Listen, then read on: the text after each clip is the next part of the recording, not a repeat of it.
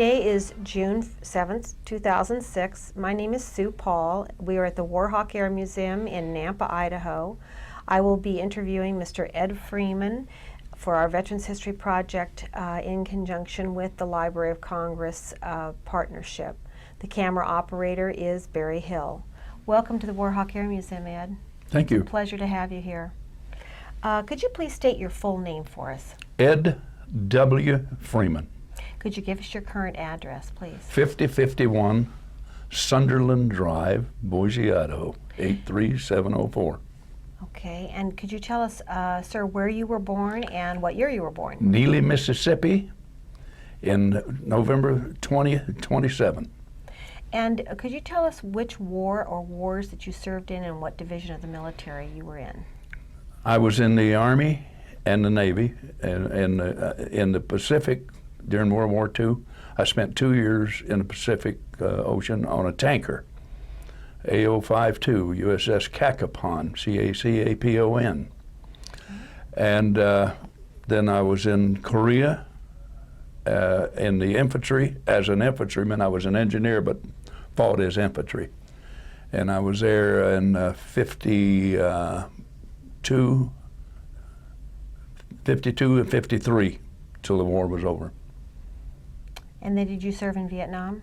I served in Vietnam with the 1st Cavalry Division, Air Mobile, for 1 year and 2 months in 1965-66.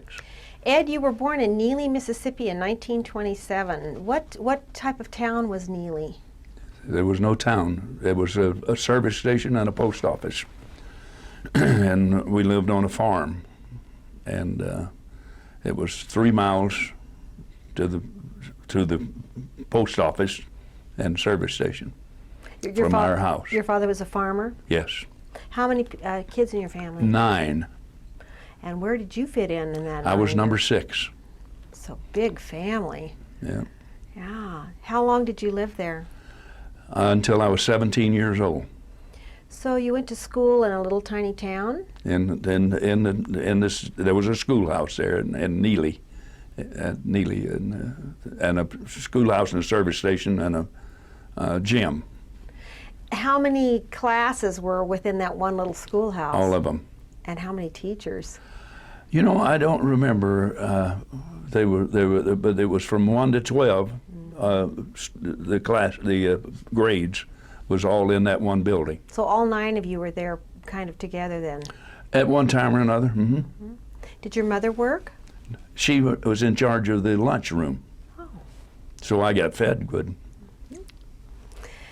So what was your life like then as a kid growing up till you were 17? What did you do for a hobby? What did you like best in school? I swam a lot because we had a swimming hole right near our house on a creek, and hunted and fished for entertainment, and played a lot of basketball. That was a good sport, huh? That was it. That was the only, we had no other sports in the school except basketball. And you had brothers, sisters. What were your siblings? You had how many brothers or how many sisters? I had 5 brothers and 4 sisters. Were you all pretty close growing up? Pretty good friends? Well, the oldest was kind of, you know, out of the picture most of the time, but most of us was together in school, and as one would graduate, another one would assume the leadership position, I guess you could call it. But, yeah. So when you were 17, let's see, that would have been about 1945 when you graduated from high school. Yeah. Where were you December 7th, 1941, the day the Japanese I was attacked Pearl Harbor? glued to a big old radio we had, and listening to the president declare war, and it was a horrible, I remember it well. Tell us about that. But that was the only communications we had. Was we didn't have any phones out there, of course, no electricity, because if you at the time you had to pay for your own electricity to be brought to you. Well, we lived had a section of land, which is 640 acres, and we would had to pay a tremendous amount of money at that time to bring electricity to our home. So we had a battery-powered radio. How did your father and mother react to this? How did you react? Well, I remember them talking, and of course it was a horrible thing at that time, and of course it was going to affect the family from then on. That was the conversation. It dominated the conversation at home, because we had at one time 4 brothers, and myself, 5 of us was in the military at one time. And the oldest couldn't go because he was had a young child that he was providing for, and he also worked in a defense factory building ships. So that's the only reason that he didn't go, but the rest of us served. So you had brothers that went to war right away then? Yes. That were older than you? Yes. Because you were still 2 in brothers school. that went right away, one in the Philippines and one on Luzon. And the one in the Philippines got a hand grenade in the face, a Japanese hand grenade, lost his voice box and one eye. And I tried to talk my mother into letting me join when I was 17, join the Army. And she says, no way, you can't join the Army because it's dangerous. And she says, but now you can join the Navy because that's pretty safe. And I had a brother in the Philippines, was in Air Sea Rescue, and he got through the entire war in Air Sea Rescue without any damage, any injuries. So she allowed it, and I said, okay, I'll take it. But I regretted it because I did not like ships. And I've never been on a cruise after that 2-year cruise I had in the South Pacific. Well, how old were you when you joined? What year did you join the Navy then? 45.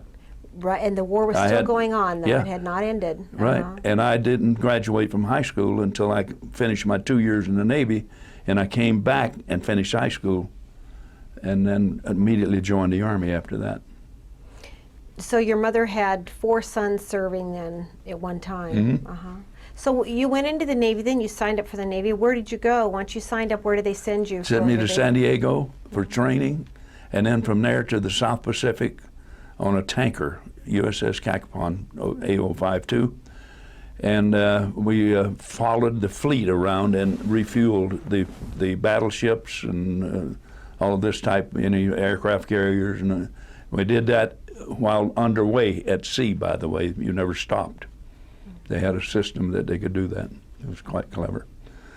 But I didn't get into any action because they kept us so far away from the battle zone.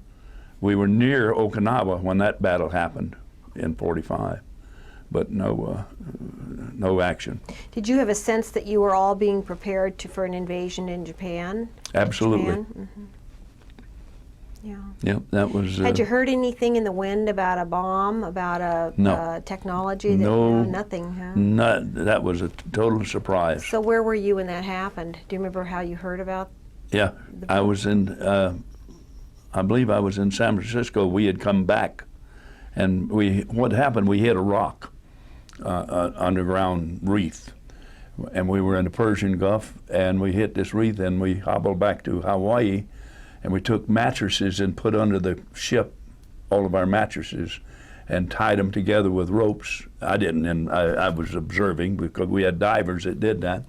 And then we staggered back to the Long Beach, and that was the end of my 2-year kiddie cruise, they call it. And I got out and beat feet. I was glad to get off that stupid thing because all I did do was chip paint and paint it again. And that was not much of a life for me. It was make work. Did you go home then? Did you go back Yes, to I went Mississippi? home and finished and enrolled in school and finished high school, played another year of basketball. And when I graduated, I enlisted in the Army, and they immediately sent me to Germany. I spent 4 years in Germany. What was it like going back to high school after being in the war? It was kind of fun. Did you feel different from the other kids, or older? I was probably treated a little different by some of the teachers. More mature? A little more mature than I was when I left, of course. 2 years older. So you decided to go back into the military then after you graduated from high school? Oh, absolutely. That's the only thing I ever wanted to be was a soldier. Yeah. And so you joined the Army? Until I saw this pilot. And I got frostbitten feet, And people say, how did you become a pilot? You want to, hang around the airport? No, I never seen an airplane up close growing up. I seen them fly over. So you'd never thought about being a pilot? No, never. So you joined the Army instead. You joined the Army. And joined the Army, and I was in Korea, and I got frostbitten feet, and they summoned a medevac helicopter to pick me up. And they took me up to the helicopter, and I looked at this guy. He was clean, shaven. He looked like he had been eating pretty good, and he had a leather jacket on. I says, I got to be one of them. It took 2 years to be one of them, because the Army kept saying, you're too tall. And I didn't believe it, so I kept trying. Because there was a height requirement. And then I flew for the next 36 years. Well, while you were in Korea, what year were you in Korea? 52 and 53. During the Korean Yes. War, then. Could you describe for us where you were stationed and a little bit about what that was like? What your observation is about the Korean War as you participated in it? It was a horrible thing. It was just killing. I was on Pork Chop Hill. It's where I was a master sergeant. I was a first sergeant, and I was on Pork Chop Hill. We went on. That was my mission. There's 5 fingers on Pork Chop Hill, and my mission was Alligator Point, which was the furthest one to the east, and attack and hold that position. And hadn't been for artillery, we would have all been killed, of course. But I was qualified enough to call in artillery and keep killing people, because they just kept coming by the blowing whistles and screaming and hollering, and I kept bringing artillery on them and burned all my machine guns up because they were air cooled and they couldn't fire like that, and we just about ruined all the machine guns we had. How long did that battle last? About 3 days. How many casualties? Well, I went up there with 140 something men and come back with 14 of us. And that's when the 4-star General Van Fleet, who was in charge of the theater at that time, and he came up, and of course the battle was over, and they decided to make me a second lieutenant. And I had reservations about that because I had been a master sergeant. I was a first sergeant, and I was at the top of my little bailiwick there. And I said, okay, I'm going to think about it, but I got some conditions. I want to stay with my company, what is left of them. And I want my points, because you can draw 4 points a month if you were in combat, and you'd rotate, eventually. But they managed to finagle that, and it never happened. So that you could get home. Yeah. These were points to accumulate to go home. They did have a point system, but it didn't work very well, I don't think. Can you show us on the map? Is it on this map where you were fighting, where Pork Chop Hill, the general area? There's South Korea. Okay, it's north of, where is Kumwa? If you see Kumwa, it wouldn't be north of that. I haven't seen a map of that place in Maybe we should 100 years. be coming down toward you a little bit. Okay, let us know when. Okay, go ahead. Right about here. Right about in there. Okay, that would have been where the mountain was. That's where Yeah, Pork Chop Hill right was. in that area. Okay, so you were right on the line, weren't you? Mm-hmm. Yeah. Because that line was drawn after the battle. Okay. Oh, it was. Yeah, Okay. that was not that. Once the ceasefire happened, then they started putting that line in, and nobody could go on either side of it. What kind of training did the military give you after coming out of the Navy? Now you're in the Army, and you're doing a whole different thing. You're in no nothing. boot camp. No boot camp. They just said, if you prior service, you're in. And I had to figure it all out real quick, and I did, because in 4 years and 11 months, I was a master sergeant from the day I went in the military. But I figured it out, and I studied hard, and I wanted to be a good soldier, and I put it all together, and I taught a lot of classes. If I didn't know the subject, I would stay up at night and learn it. And I included close, what do you call it, hand-to-hand combat. We had a lot of training with that. Because they expected Russians to come. As a matter of fact, I asked a general, when the Army took me back to Germany after I got the medal. And he was briefing me and was telling me how many troops was in Germany, and he just kept on and on and on. I says, how many do we have? He said, about 125,000. I says, are we waiting on the Russians? What are we waiting on? Who are we waiting on to come fight now? I said, I waited on 4 years and they never showed up. He says, it's a good jumping off place. I said, now we both know better than that, don't we? We don't jump off no more, we go over the top. We got missiles that can fire and never leave this, we don't have to be here. He says, yeah. I said, well, I figured that out after I looked down and seen a line of cabs this morning out of my hotel, and they were all Mercedes-Benz. And I figured that what we're here for is to make the Germans rich. Yeah, politics, he says. So I'll just throw that one in for whatever.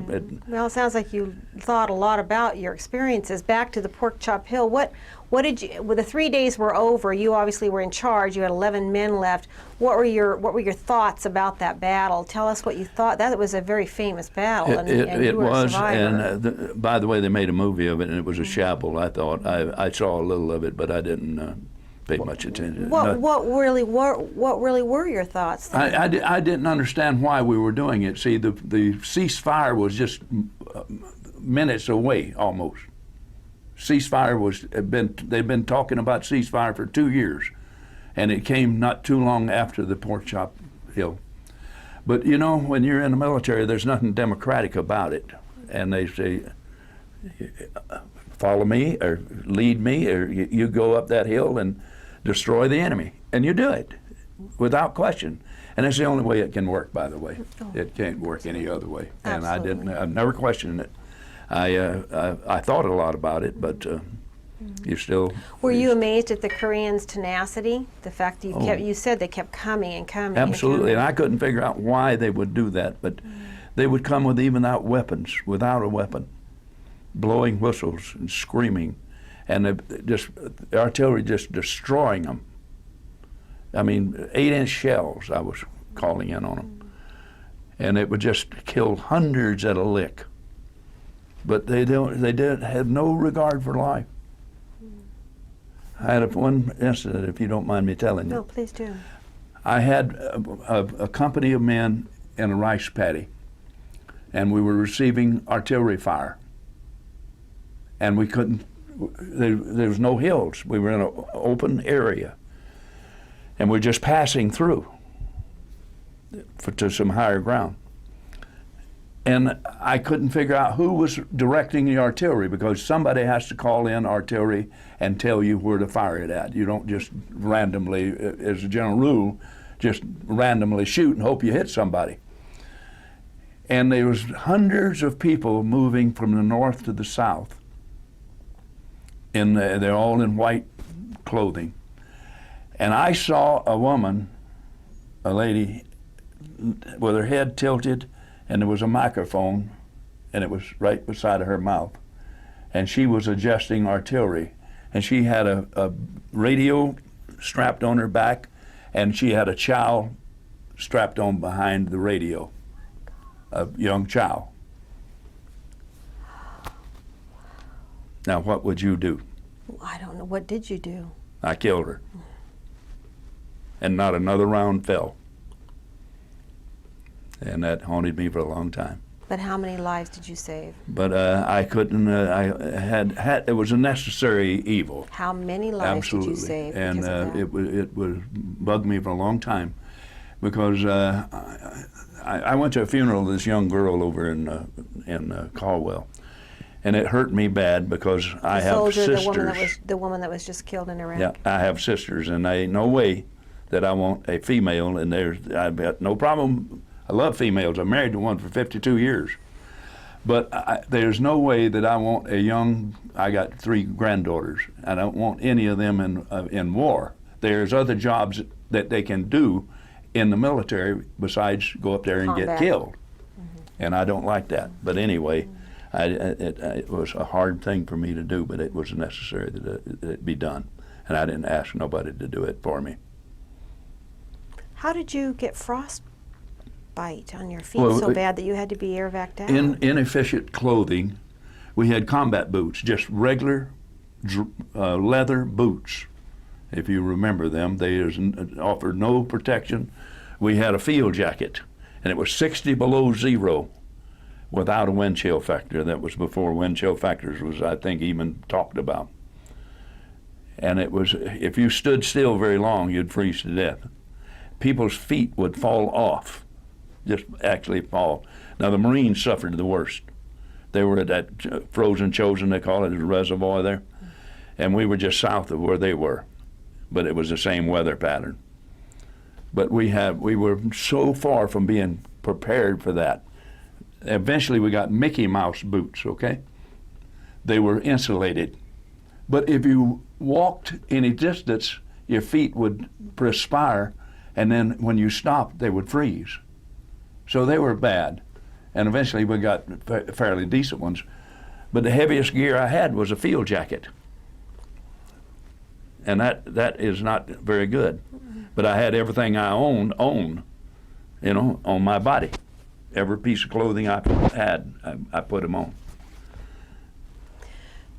Two leaders I want to just quickly find out your opinion of. One would be General MacArthur and the other would be General Patton, because in your war experiences you, of course, had both of them as... Two of my heroes. I named my youngest son after General MacArthur. His name is Douglas. And I admired him. I think and I don't like it when people say things that they don't really know about him. I've read everything that was ever written about him. MacArthur and Patton, of course, is my man. I got a good friend that I hang around with. He belongs to the Purple Heart group that we belong to, and he fought with Patton, for Patton, and he got wounded. He was 19 years old the day before he got wounded. It was his birthday, and he fought the Battle of the Bulge is where he got it. But he speaks highly of his tactics, of course, people that know something about warfare. And General MacArthur, we may have been speaking a different language had it not been for him. Do you remember people saying that they put the furniture on a PT boat? You know what the furniture was? A mattress for his sick wife to lay on while they went to Australia. And that was the only piece of furniture that was on board the PT boat. But people use that and build it, but that's not, neither here nor there, I guess. So you were in Korea for 2 years, and when did you actually then come back to the United States? After the war was over, they kept me 2 more months. It was kind of a volunteer thing. I built a recreational center for them. And I built a chapel of church, by the way, and I'm not a member of any organized religion, but I thought that somebody needed that. And I was not married at the time, and I said, I don't have a problem. I'll stay another couple of months. And I stayed 2 more months, and then they shipped me put me on a ship and sent me to San Francisco. When you say the war ended, tell us about that. Well, it was a joyous time at the end of the war. We celebrated by firing every round of ammunition we had. I'm glad that they didn't know that, because they could have sure come across and took us out. But it was a celebration of firing weapons all night long. We fired every round of ammunition that we had and just jumped for joy, because it was such a horrible, horrible existence. During World War II, the home front was very involved in that war in terms of patriotism and support and sacrifice. And I mean, America was willing to do anything to support our efforts in that war. How was the American home front during the Korean War? Not good. I came to San Francisco, and there's a bunch of us hanging around a bar till we could go to the airport. And I asked the guy for a beer, and he says, "We don't have any beer." Well, there was other people drinking beer. I said, "Thank you," and walked away. That was after Korea? Yeah. I come real close, but I was smarter than he was. And I says, all I'd do is get you in trouble, because I would take him out. But I didn't. But they lost. They lost because they didn't get to celebrate with their returning heroes. And I'm telling you, there was a lot of heroes, and they It was a just didn't brutal get war. recognized. But fortunately, I was one that did. But there was a lot of heroes in this war, in both wars. You came home then, you went back to Mississippi when you came back from Korea, but you were still in the military. No, I was still in the military. You stayed in the military. Okay, so where did they station you before you were sent to Vietnam, before you entered Vietnam? They sent me to Panama for 4 years. Well, not Panama, but the South and Central America. And we worked out of there and flying a helicopter doing mapping, topographical mapping. Well, tell us how you got into flying then, because you were a foot soldier in Korea. Yes, and that's, well, I got back to Georgia is where they sent me. When I come back, it was stationed in Fort Benning, Georgia. And I bugged them every day. I'd send in a new, and eventually put in for airborne training because I needed more money. I couldn't exist on $222 a month as a second lieutenant. My lifestyle, you know, I liked girls. And I says, I'll even jump out of airplanes because they pay extra money.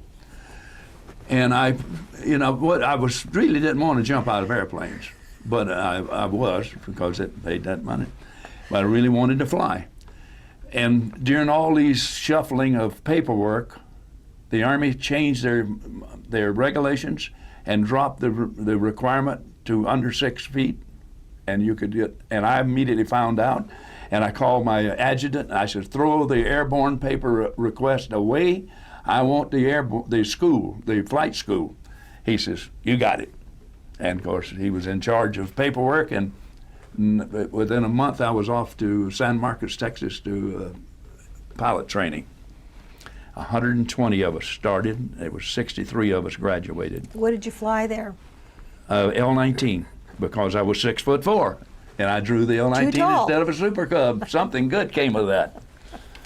But yeah, I really enjoyed it. It was we were standing around, and this guy, he's pre-flighting. He says, "Now we checked the aileron." And this buddy of mine, he was 6'4" too. He says, "What the hell is an aileron?" I said, "I haven't a clue. I've never been close to an airplane before in my life. What are you talking about?"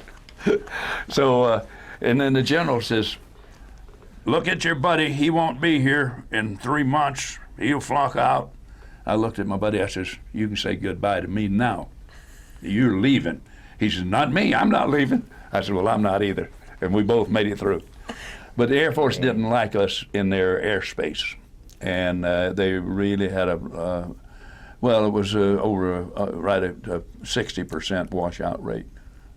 And, I think I was the only one in the outfit that didn't have a college degree. But I had some smarts about flying. I knew how to, you didn't have to keep telling me over and over. But I just had to be a pilot. Had you received any medals up to this point? Bronze Star. A Bronze Star in World War II? Yeah. Did you received a Bronze Star? No, I didn't receive any medals other than theater medals. Okay. And I got a Bronze Star in Korea. Okay. And probably if anybody could have written, but I had young PFCs that witnessed what happened. But if I'd had somebody like Bruce Crandall that could write, that wrote my medal, I would have probably gotten a Medal of Honor in Korea. Because of Pork Chop Yeah. Hill. Mm-hmm. So you received a Bronze Star for that? Yeah. Okay. So how did you get into helicopters? It wasn't easy. I kept bugging them. Helicopters was a requirement in the organization I went to. I went as a fixed-wing pilot, and they turned me right around and sent me right immediately back to helicopter school, which I welcomed because I wanted to fly real bad. And one guy refused, and they kicked him out of the Army. He wasn't flying nothing but airplanes. And they kicked him out in 57, somewhere along there. And what was happening? Was the Vietnam War stirring out there, or had you heard a little bit about it, but the media really hadn't picked up on it too much? Yeah, we studied maps about Korea in the advanced course. I went to advanced engineering school. Matter of fact, me and my company commander, we had been buddies for 50 years. I just talked to him yesterday. He lives in Seattle area, but it was one class ahead of me in flight school.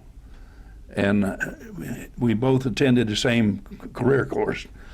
Excuse me, together. So we followed each other around for 50, not 50 years, but a lot of that. And he was in Nicaragua, and Costa Rica, and I was in Nicaragua. We were both in Panama. But it was a flying organization, and you had to be a helicopter pilot to be in it, and you had to be an engineer. So we took small parties, and I spent a year in Iran, by the way, and mapped that too. In 56, 57, I was signed to Iran. Hardship tour, and I couldn't, of course, nobody would dare take your wife to that hovel, but they wouldn't let you anyway. And I mapped Iran with some help from the Iranian military.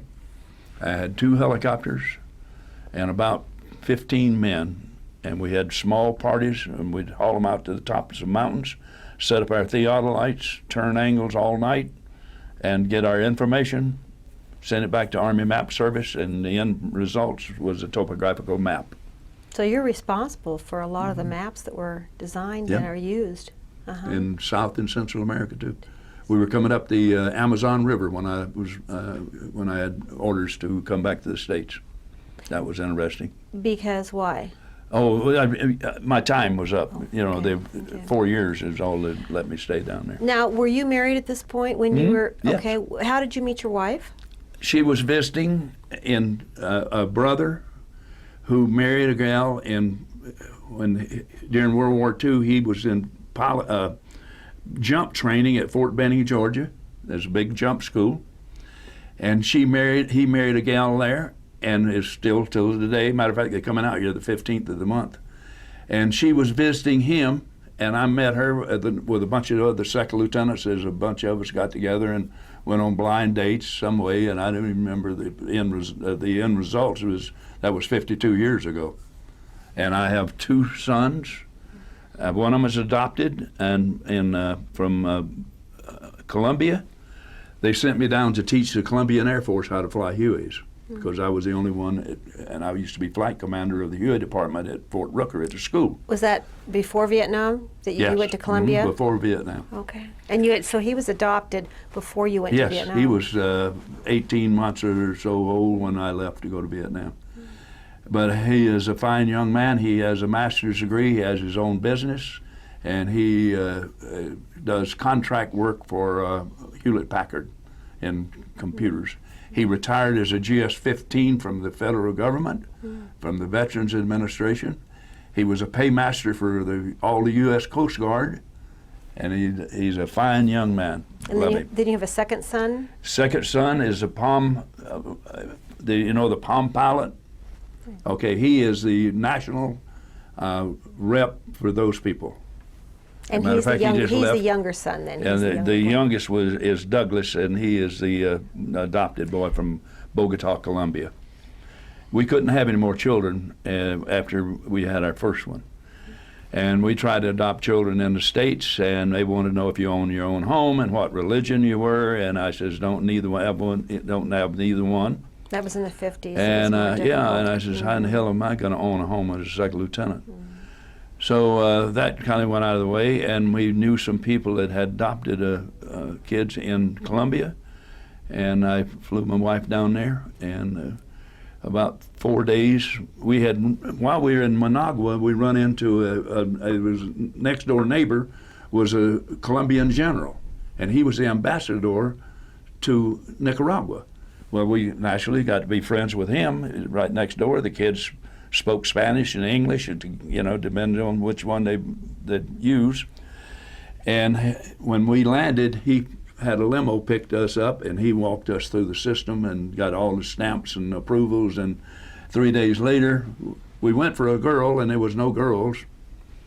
And we wound up with a little curly-headed boy. So you and took I your son says, home. take him. Boy, get me out of here before I take them all. How long were you settled down then before you found out that you were going to be assigned to Vietnam?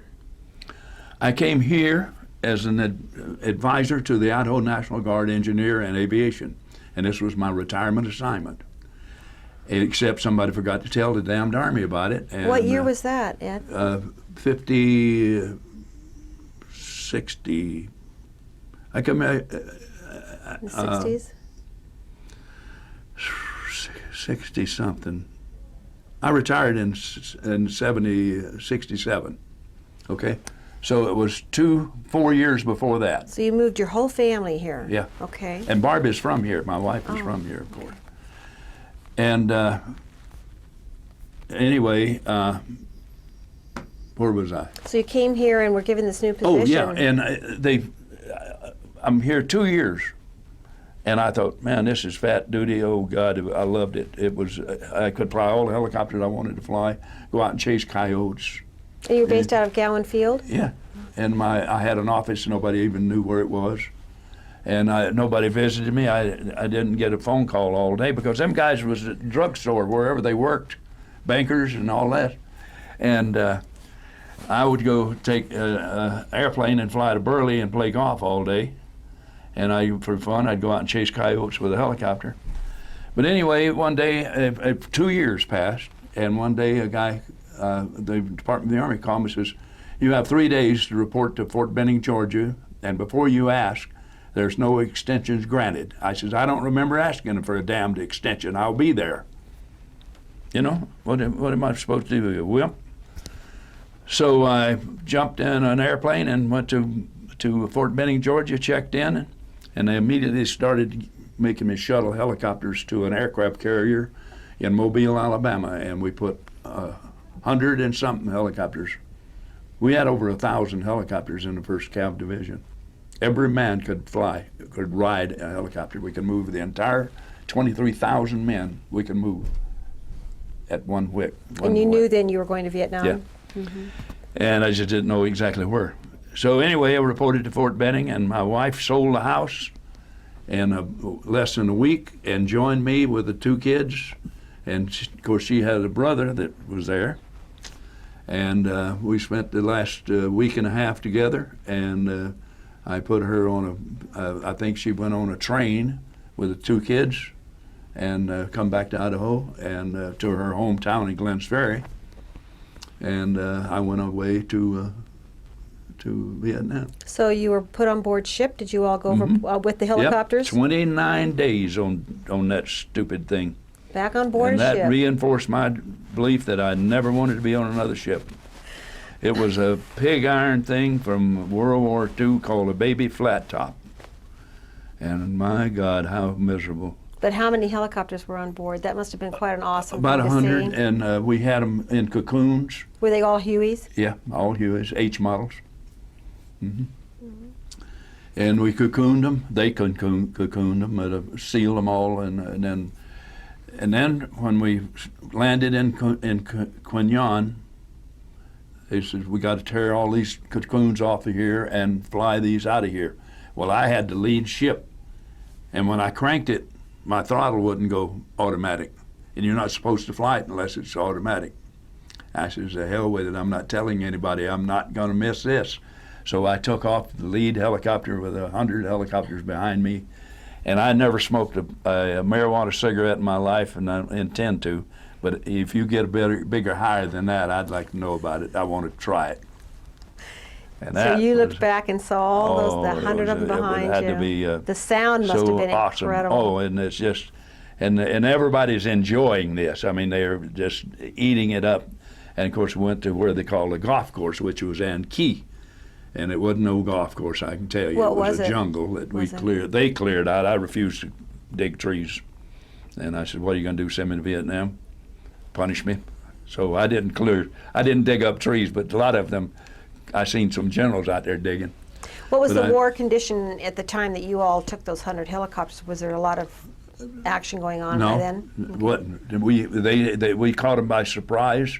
And I think after we arrived, later on, there was a lot of action because we went looking for them. And every time we'd find them, we'd swarm in with 15, 20, 18, up to 100 helicopters would land in seconds, and a battle would come in. and we'd lose a lot of people and a lot of helicopters. We lost 10 pilots in 3 days in Bong Song, the letters you see on that right there. Tell us about Bong this. Song. Tell us about this experience. That is where I went to, I was on a reconnaissance, and I was to select some landing sites in a particular area of the country that we suspected enemy activity. And we were going to go and land and take a battalion of infantry in there. And once I did that, and I'm on my way back home back to our area that we kept our helicopters, we called home. And that's when I heard this noise, this radio call. Said, "Serpent, is that you?" To my Serpent, that was the name of your ship? Serpent, no, is my call sign. I was Serpent 26, my boss was Serpent 6. And I says, "This is Serpent 26, what can I do for you?" And that's when he told me, I told you a story about. Well, tell us the story. That he says, "I am in trouble. I need someone to haul my wounded out." And I had 2 helicopters. We always flew in pairs in case any problem come up. One could go down and pick the other guys up, right? Well, you can't turn them down. That's why I had a helicopter. So we took off, and I told him throw some smoke and green smoke, because they got a habit of throwing smoke and leading you into bad areas. So we chose the color, and I didn't know it was friendly then. Anyway, landed, and he says, "Be advised, the landing zone is hot." I says, "Roger, it's not going to be any hotter for me than it is for you." He says, "You got it." And I landed, and there was 2 machine guns started shooting at us, one from the quartering right rear, and one from almost dead center in the front. And that's the guy that got my windshield. And when we all said and done, there was 13 holes in the windshield of my helicopter. But that was when everybody was wounded. All 4 of us was wounded. 4 on the other helicopter was wounded. We had no communications. They'd shot out all the radios. And I decided I needed at least 6 people on board the helicopter before I took off. That was about all I could carry. And once I got to 6 on board, I signaled for the other guy that we were leaving. He was just to my left. And we took off, and I flew about 5 miles. And I run into a mobile hospital underneath a flying crane. And it looked like a Greyhound bus, except it had red crosses on it. And we used those, but we kept them about 10 miles from the enemy line. And I had seen them before, but I had never had the opportunity to haul troops there, wounded people. And I saw it, and I recognized what we had immediately, and I thought, I'm saved. And I started down on the collective pitch. That's the go button on the helicopter, in case you're not familiar with it. And I started down and reducing power, and when it did, it flamed out, and the engine failed. And of course, I just skidded it on the grass and shut everything, all the gauges down, or the switches down, electrical. And we started taking all these injured soldiers, and myself included, and to this mobile field hospital. And they patched everybody up, and they flew me from there on down to Quinyon, which is down on the coast. And because I had one of the bullets came through the windshield and come under my armpit, and hit the armor-plated seat in back of me. And I felt something warm running down my back, and I thought, I peed my pants for sure. And I looked back, I put my hand down and I pulled it back, and it was blood, and I was almost elated that I hadn't messed because it was the only clean pair of pants I had. So anyway, and that's when I decided we stayed too long. And I signaled for this other helicopter that was ready to go. And we got to that mobile hospital, and they patched everybody up and started stopping blood, and giving them whole blood and all of this. And they decided I needed to go to Quinyon to have the shrapnel removed from my backside, and it was in the hip area. And this Kevlar, not Kevlar, what is that new gadget, new stuff they make now that's bulletproof, and I don't remember what it is. Kevlar, maybe it is. But anyway, when it hit, it splatters and comes in little chunks, small chunks, and it just eats your backside up, and I was bleeding pretty heavy. But anyway, they patched me up and dispatched me, took a helicopter, medevac helicopter, and took me on down to the coastal area of Vietnam. And I stayed there about 5 days, and it was just hundreds of kids screaming and all night long, and there were just tents, nurses running around. And I was starving to death. I hadn't had no food, and I couldn't sleep at night because them kids was dying, and it was just horrible. So I got on the phone and called my company commander. I said, come get me before I do something bad, like shoot somebody. And he come, within hours, he was there and put that big Huey down in front of that hospital and blew sand and crap everywhere. And I run out, didn't even check out, just run and jumped in, and so happy to see him, and took off. And I didn't check out of the hospital. But anyway, that's. So you went back into combat then? The very next day. Very next day you were back in the midst of it, huh? Because I was second in command, and you don't pass on duties like that. You do them yourself. What happened with this? What is this piece that you brought in? That was, I told you, was lifting the airborne outfit. Now what we did, we inserted troops into battle, in the heat of the battle. It doesn't matter who was there. Sometimes in one battle it was 13-1 odds against our people on the ground. There were so many enemy soldiers there. And this outfit was an airborne outfit, and they called for us to extract them out of this area they were in because they was being overrun. And that's when we was just had gotten into the country. And that's when I got this roundup through the system and knocked out my autopilot or auto throttle. And I recognized it and manually went into manual type operation and joined the formation, and they were still shooting at us, but just bullet holes in the fuselage. And went back and of course got them all out in one lift and landed, and it was uneventful. Now where I got the Medal of Honor, this baby here, was in LZ X-ray, and if you've been watching the movies the other night, Memorial Day, they showed the movie We Were Soldiers, Mel Gibson, and I'm in the movie as Too Tall. Well, okay. Your character was portrayed in that film. Yeah. Anyway, we had 16 helicopters. We went into a place near the Cambodian border and inserted the infantry. A battalion, not quite a battalion of men we put on the ground, 375 or so men on the ground. And we had information that they may be enemy in that area, right? Well, they were in there. They were all dug in on a mountain a little ways up the hill.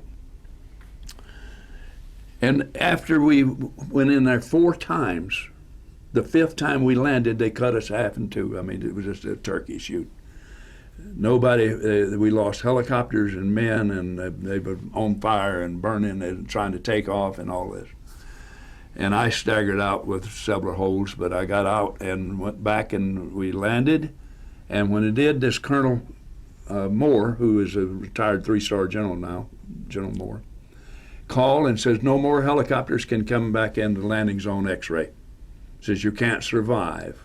Of course, he was in a furious ground battle, hand-to-hand combat by now, because there's 3 regiments come off that hill and started attacking this almost a battalion of infantry. Not quite. We hadn't finished. We had one more lift to go to get his whole battalion on the ground. Well, I knew damn well that that wasn't going to last. because they were going to run out of ammunition. And by the way, it was Custer's old outfit. 1st of the 7th Cavalry is who the company, the battalion was. And he was the commander and officer of it. And I just knew there was going to be another Custer operation if somebody didn't do something. And about 20 minutes after he made that first call, he says, "This is Trojan 6. I need help. I need a helicopter to come in and bring medicine, water, and ammunition." And as he said that, and the radio shut down, I just walked to my helicopter. I says, "I'll take it." And I was the oldest man in the company. I was the only man that had ever been in combat up until that point. And I had 30-something warrant officers standing around, pale as they could be, scared to death, some dead. And hell, that's when a commander is supposed to take over. You know, you're supposed to do something. And you don't say, "you and you." He said, "Volunteer." And I just walked out, and when I did, my crew come running out and started jumping in the helicopter. I says, "Get out of here." "No, sir, we're a crew. We're going with you." I says, "Frank, this may be the longest day of your life." He says, "Yes, sir, I know that." I said, "May be the last day of your life." He says, "Yes, sir, I know that too." I said, "Strap in and do it tight." 15.5 hours later, I shut the helicopter down. In and out, and the last landing I made was to a flashlight at night at 10:30. That night I made the last trip into that area. Now 35 years later, Bruce Crandall, my company commander, there used to be a law that says if you haven't been recommended for an award in 2 years after the deed, it's null and void. You can't do it. In the early 90s, Congress passed a law eliminating that law. And when they did, Bruce Crandall called me and he says, "I'm recommending you for the Medal of Honor." I said, "You're wasting your time, Bruce. It's been too long. 35 years. This was in the early 90s. And I was already retired, working for the feds. Anyway, he wrote it all up. It looked like a book when he finished. It was so thick. And the phone rang, and it was the White House. And the White House was made up of Bill Clinton at that time. And it says, "The President would like to present you with a Medal of Honor." I says, "No, I'll wait." And he says, "Oh, thank you," and hung up. And I waited. And then Bush got elected, and when he was elected, and the 16th day of July of '01, he hung the Medal of Honor around my neck. Tell me what was going through your head those 15 hours? Could you describe? I mean, tell us what that was like. Were you being under fire? Absolutely, every trip. Every trip? I went through 3 helicopters. Did you think of your kids, or your wife? I mean, did you any of that, or it was just No, you were a soldier? no. You were at war. You were concentrated You think of on the guy sitting next to you, or the poor bastard you're hauling out. It's laying there bleeding, and it'd take 15 gallons of water to wash the blood out of my helicopter after every landing. You didn't think about dying. Oh, you no, just thought of the job You had knew to you were do. going to die. But you don't even. I knew that I wasn't going to come back when I left to go to Vietnam, and I told my wife, I says, "You get your ducks in a row because I know about war, and you can't keep doing this. You know, the odds are against you if you want to bet odds." And I says, it won't. And I got that helicopter. I flew across that jungle. I says, "Jesus, you made another mistake, you dummy. Every ass bastard in the world is going to shoot at you, and it's like shooting ducks in a bowl, you know." And I thought, Jesus Christ, but that's the way it is. At least I'll die clean. I'll have something to eat, right? What was it like when you saw the guys there on the ground, when they saw your helicopter come in over and over and over again? They have shook my hand 10,000 times, and every time I see them, kids would walk up, and when I got back from Washington, D.C., The night I got back, it was late. With your Medal of Honor. Yeah. And as I walked in the house, the phone was ringing. And I picked it up, and I says, "This is Ed Freeman." And he says some name, and I didn't recognize the name, of course. He said, "I just wanted to thank you." He says, "On the 14th day of November, 1965, you hauled me out of landing zone X-ray, and if you hadn't have done that," he said, "I'd have been a dead man." He said, "Today I have a family, 4 boys." He says, "And I'm a successful businessman, and I just want to thank you." And he hung the phone up. I said, that was worth it, you know? Mm-hmm. Because I wasn't going to ask one of them young warrants to go. You know, I was too old, and I had been in war, and I knew what it was all about. And I'm supposed to demonstrate some leadership here. But that's where the Medal of Honor came from. And I have since recommended my co-pilot and crew for the Medal of Honor, and that's been 4 years. But it laid in the White House in the Pentagon for 4.5 years. Nobody, you know, just. And of course the White House, I had something to do with. 14 months it laid there, but that was my decision. How much longer did you stay in Vietnam after that happened? Oh, that happened in November, and I didn't leave until June. I was the first one to leave the battalion. They let me rotate first. Did you see a lot of action after that? You continued to fight or see action? Every day. Every day. Almost every day, that's what we did. What did you think of the Huey? When I went to the retirement ceremony, it was like losing a long-lost, close personal friend, a dependable friend. It is probably, will go down in history as the finest helicopter ever built, rugged. It'll take a licking and keep on ticking. Because I've been into there with it looked like a piece of cheese. It was full of holes.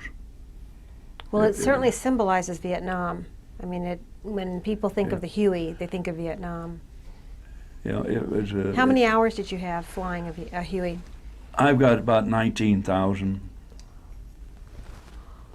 But I flew for 36 years for a living. After I got out, I came. Tell us about that. So then in June, you found out you were coming home. You hadn't seen your family in all that time. And so you came back to the United States to where? Tell us about coming home then. Well, I'll tell you how, I'll pick up on it a little later, but right now, they grounded me that last day I was in country. They says, "You can't fly, you might get killed." Oh, well, thank you very much. So I didn't fly. And I sent my co-pilot, Frank Marino, got him a brand new young warrant officer, and he's breaking him in. And I feel bad because I see my people going off to war, and I'm not with them. And later that evening, I'm looking for my helicopter, and it doesn't show up. I went to operations. I says, "Where is Marino?" He says, "Oh, he's got shot down. He's in that LZ Monkey right up here on the side of that hill where you see the clouds forming now, and it's getting dark." Jesus Christ. So I says, okay. Now I've been flying with this guy for a year, and he was like a brother. Good pilot. So I went to Bruce Crandall, my company commander. I says, "Bruce, I'm not leaving the country till I get Frank Marino out of that hole. You got it?" "Well, you're crazy. I'm not giving you no helicopter." I says, "I don't ask you for no helicopter. I'm going to just go get one and crank it up and go. How does that grab you? Remember me?" "Well, you're so damn stubborn, I'll go with you." I says, "Good. You can ride." So the next morning, daylight, I got 2 gunships and put one on either side of me.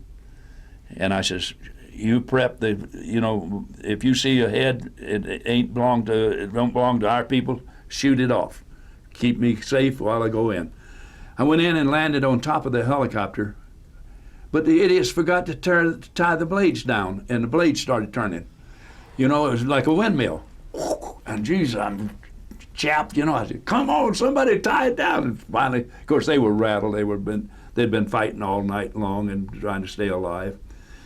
And somebody tied it down, and I went on and got right down on the top of the dead helicopter, And they all climbed up on top of the helicopter and in the mine, and I got everybody out, and I took off. And as I landed, Frank Marino was hunched up in the back behind my seat, and he looks pitiful. He is dirty, and he is hungry and thirsty. How long have they been up there? All night, and he had been fighting and trying to stay alive all night with just his weapon. You know, he didn't have any. We sent a little artillery up there, but you got to be careful about that and not kill your own people. But anyway, when we landed, I looked at him and I shook my head. I says, "You stupid ass Mexican." I says, "What am I going to do with you, Frank?" I says, "I've been with you for a year. I've been training you, and what do? The first mission I give you, you blow it. You go get shot down." And I couldn't hold it in longer. I reached and grabbed him. I said, "But I love you, you bastard." And I hugged his neck and jumped on an airplane and left. So you flew out of Vietnam. Where did you fly into in the United States? Into San Francisco. How did that feel coming back to the United States? It felt good until I got there and my wife wasn't there. But she was supposed to be there, right? And it turned out she was there. And I had a Chinese rifle, by the way, with me that I had brought from Vietnam. And I walked into the top of the mark. And I had called my wife before this, and I says, "This is the date I'll be landing in San Francisco. Meet me." No problem. Matter of fact, a sister-in-law came from all the way from down south out here and stayed with her, with the kids, while she was visiting with me. So I walked in, laid that Chinese rifle on the counter, and I says, "I'm Ed Freeman. I want to know what room Mrs. Ed Freeman is in." And that pimply-faced California jackass looked at me and says, "We don't have anybody checked in by that name." I says, "Oh, okay." So I walked over and got on the phone, called my house. I said, "Did Barb make it out of Boise this morning?" "Oh, yeah, she's already landed and called us. She's at the hotel." I walked back, and this time I put the gun down a little heavier than I had originally put it down. And I said, "I'm going to give you one more shot at this." I said, "And it better be the right answer this time, because I'm really pissed." And he finally decided he better look in the book. And he said, 214. Did you have on your uniform? Were you wearing your uniform at the time? Yeah. I says, "That's better, but I ought to deck you right here anyway, just for the principle." And I went up, of course, and we went out that night, and I showered for an hour and a half to get all the dirt off me. But it was we went out, and I told them I wanted a steak as thick as a second lieutenant's head. And they said, "We don't make them that thick." But anyway, I couldn't eat half of it. But I come home, and I bought a piece of property of 5 acres on the Snake River, overlooking the Snake River, and I had a house built there, 3,200 square feet, double level, and the most beautiful place you ever seen. And it was big white columns, like a little bit from the south, that I had designed myself and had built. And my oldest son was now graduated from high school, and I was flying for BLM, and I was trying to commute back and forth once in a while, every 3 days. And Barb says, "This isn't working. There's 2 of us down here, and there's 2 of you in Boise. Why don't we sell this place and move to Boise if you want to continue to fly?" Well, I'm going to continue to fly. That's just what I do. And of course, she did that, and I put her up, and a master sergeant or sergeant major from the Air Force come walking up one day. He said, "I heard you guys might want to sell the property." I says, "Yeah." And he and I walked down in the pasture, and I showed him around how to it was real tough. You open a valve to irrigate 5 acres. That was tough, you know. And she showed her the house. And we sat down and had a cup of coffee. He says, "Can you be at the Federal Credit Union in the morning, Monday morning at 8 o'clock? Because I told him what I wanted. I says, "Yeah, but I need 30 days because I don't have a house if I sell you this one." He said, "Not a problem. I'm not retiring until whenever." So next Monday morning, I met him, and he handed me a cashier's check for the amount I told him I wanted. And we went across the street to the courthouse, and he gave some guy $10, and they transferred the deed from mine to him. And that was the end of the sale. I immediately run and put that in the bank. But I went to work for the BLM, and I was herding wild horses, capturing bighorn sheep, and starting new herds of sheep for the state. Shooting coyotes. I wasn't shooting them, I'm providing transportation. And it was a horrible job, but somebody had to do it, right? And they paid me pretty well.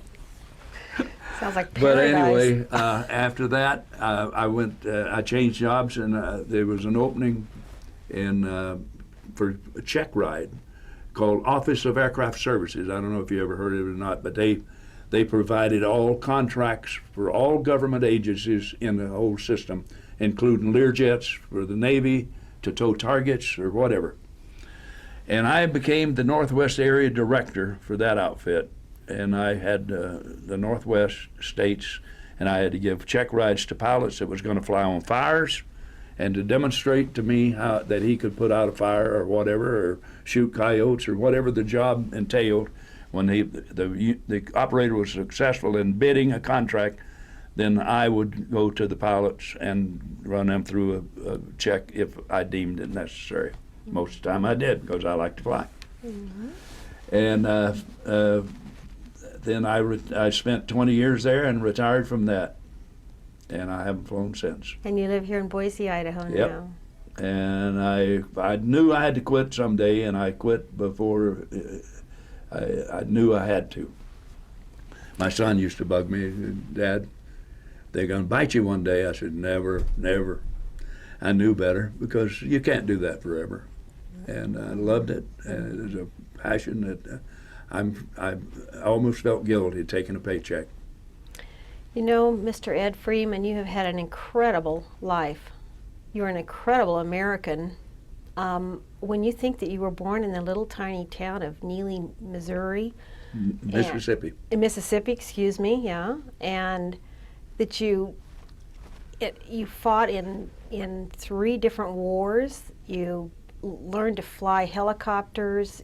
You were successful, you know, in your private life with your family. I mean, you saw incredible things. You've won the highest award this country has to offer to any of its sons. And out of all of those experiences, before we end this, really one of the most incredible interviews I've ever had the honor of participating in, could you tell us something you'd like to leave in terms of a thought or a feeling that you might have that you'd like to leave behind for your grandchildren, perhaps, about what those experiences during World War II, Korea, Vietnam, what those, as a soldier, what those experiences, something that what helped form you to become the man that you are today? Well, I guess a good upbringing of motherly love and discipline from a large family, and it was a good family.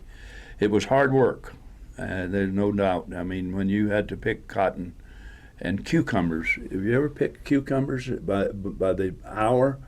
You have to bend so far over, your back hurts all the time. And we had to do that. My job was to haul them to the factory. There's a plant down there in this town, if you could call it a town, with a post office and a service station. And that was my job, to take the wagon and the mules and go down them every morning and deliver them after we picked them. But hard work, and it never hurt nobody. And it's so wonderful to be an American. And I was instilled in this as my father.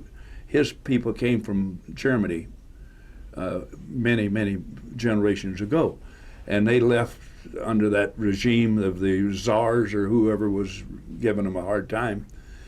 And I've always been proud to be an American, and it's just, I guess it was born and raised in me or whatever. And I've taught my kids the same way. My youngest adopted one, spent 9 years in the Air Force, and would have made a career, but he had marital problems, The wife couldn't stand to be broke most of the time, and of course he was low grade, and it caused a divorce, and she didn't want to be overseas either. But I got a fine family. My kids, two of them teach school, my grandkids.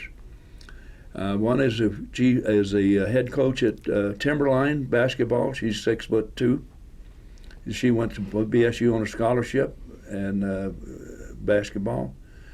I have one grandson who is her brother, Corey's brother, and he coaches and coaches baseball at Bora. And he's a fly fisherman, and he grabs his grandpa and takes me fly fishing every time we turn around. And I really hate that, you know. But good life, but it hadn't been all easy, but I've earned it. And I have no regrets, none whatsoever. And all I want to make sure is my kids enjoy the freedom that they have here, because unless you've seen people without it, it's pretty hard to visualize. Just a little simple thing of moving, saying, I'm going to move from Napa to Boise. You don't have to ask nobody. In a lot of countries, you have to get permission. And this is such a wonderful feeling to be free, but it isn't free. It's got to be earned. Somebody's got to pay the price. Well, you did pay the price. And I was willing to do it. Well, and you I did. have no regrets. Yeah. And I love life, and I love my family. And well, we want to thank you so much for giving us the honor of preserving your history, because it's an incredible history. You're a fantastic American. You're an incredible veteran for this country. We all thank you so much for everything that you've done your entire life for our country, so that it is what it is today. It's been a privilege to have you come to this museum and give us this honor to make this film, and we want to thank you. well, I thank you, and I hope I didn't bore you or intrude on your question and answers. I hope we've covered everything you wanted to cover. I think we should make another motion picture about you, Ed.